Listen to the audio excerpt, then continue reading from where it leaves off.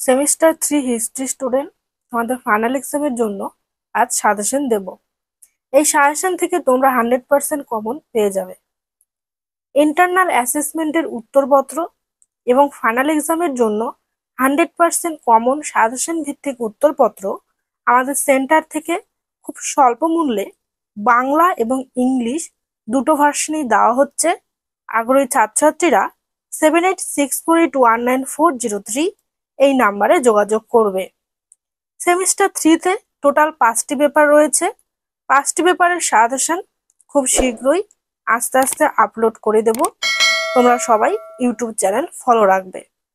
আজকে সাজেশন দেব paper CC 3.1।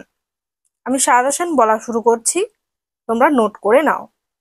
প্রথম প্রশ্নটি হলো, সমসাময়িক ভারতীয় ইতিহাসে পর্যায় ক্রমের ওপর আলোকপাত করুন।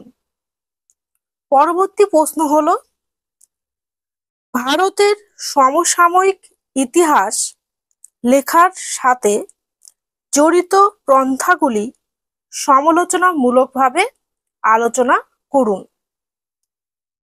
পরবর্তী প্রশ্ন হলো, আধুনিক ভারতের স্থপতি হিসেবে জওহরলাল নেহরুর অবদানের মূল্যায়ন করুন। পরবর্তী প্রশ্ন হলো, 1971 সালে বাংলাদেশ সৃষ্টিতে ইন্দিরা গান্ধীর অবদান আলোচনা করুন। ডেসক্রিপশন বক্সে আমাদের চ্যানেলের হোয়াটসঅ্যাপ গ্রুপ, ফেসবুক গ্রুপ এবং টেলিগ্রাম গ্রুপের লিংক দেওয়া রয়েছে। তোমরা সবাই গ্রুপগুলিতে জয়েন থাকো। রবীন্দ্রভারতীর সমস্ত রকম আপডেট সবার আগে গ্রুপগুলিতে দেওয়া হয়। আমি পরবর্তী প্রশ্ন বলছি, ভারতের রাজনীতি জোট সরকারের প্রভাব মূল্যায়ন করুন। পরবর্তী প্রশ্ন হলো, ভূদান ও সর্বোদয় আন্দোলন সম্পর্কে আলোচনা করুন। অথবা ভূদান আন্দোলনে বিনোবা ভাবের ভূমিকা সম্পর্কে আলোচনা করুন।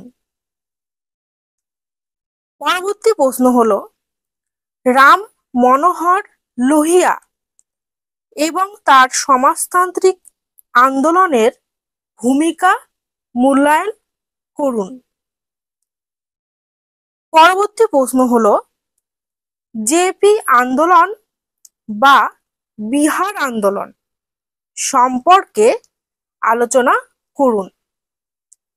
ইন্টারনাল অ্যাসেসমেন্ট এর উত্তরপত্র এবং ফাইনাল এক্সামের জন্য 100% কমন সাজেশন ভিত্তিক উত্তরপত্র আমাদের সেন্টার থেকে বাংলা এবং ইংলিশ দুটো ভার্সনই দেওয়া হচ্ছে।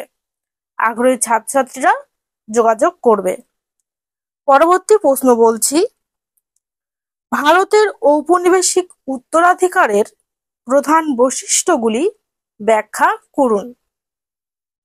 পরবর্তী প্রশ্ন হলো, ইন্দিরা গান্ধী কর্তৃক ঘোষিত জাতীয় জরুরি অবস্থা সম্পর্কে সমালোচনামূলক আলোচনা করুন।